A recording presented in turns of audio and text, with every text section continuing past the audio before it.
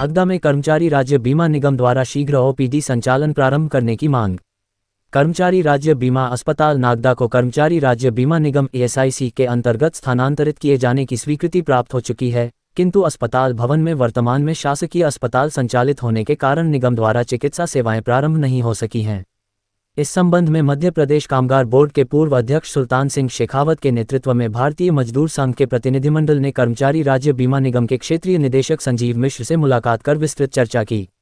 प्रतिनिधिमंडल ने मांग की कि जब तक शासकीय अस्पताल नई भवन में स्थानांतरित नहीं हो जाता, तब तक वर्तमान भवन के उस हिस्से में जहां अभी कर्मचारी राज्य बीमा की व्यवस्था संचालित है, कर्मचारी राज्य बीमा निगम द्वारा ओपीडी बाह्य रोगी विभाग का संचालन प्रारंभ किया जाए।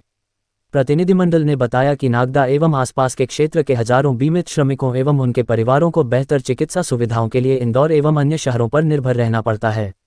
यदि नागदा में ओपीडी सेवाएं प्रारंभ हो जाती हैं तो श्रमिकों एवं उनके परिवारों को स्थानीय स्तर पर उपचार की सुविधा प्राप्त होगी तथा समय एवं धन दोनों की बचत होगी। क्षेत्रीय निदेशक संजीव मिश्र ने प्रतिनिधिमंडल को आश्वस्त किया कि वे शीघ्र ही नागदा का दौरा करेंगे तथा अस्पताल के स्थानांतरण एवं संचालन से संबंधित प्रक्रियाओं को आगे बढ़ाने के लिए आवश्यक कार्रवाई प्रारंभ की जाएगी। भारतीय मजदूर संघ के वरिष्ठ नेता जोध सिंह राठौर, जिला मंत्री करण सिंह शेखावत, राजकुमार सिसोदिया, अशोक गुर्जर, अनिल दुबे, महेश नायर ने आशा व्यक्त की है कि कर्मचारी राज्य बीमा निगम शीघ्र निर्णय लेकर नागदा में ओपीडी सेवाएं प्रारंभ करेगा, जिससे क्षेत्र के हजारों श्रमिक परिवारों को बेहतर चिकित्सा सुविधाओं का लाभ मिल सकेगा। दिल्ली के अधीनस्थ इंदौर कार्यालय द्वारा नागदा ईएसआई का जो पुराना अस्पताल है कर्मचारी राज्य बीमा निगम का,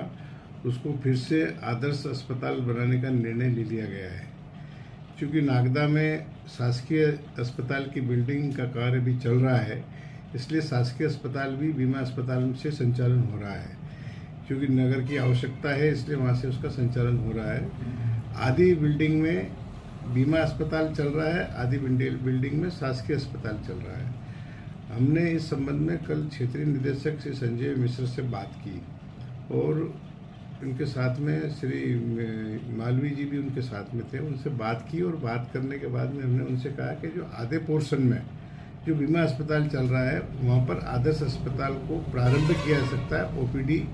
उसको चालू किया जा सकता है और जो प्राथमिक आवश्यकता है वो सारी पूरी की जा सकती है। क्योंकि लगातार यहाँ के हमारे जो बीमित कर्मचारी हैं उनको परेशान होना पड़ता है, उज्जैन, इंदौर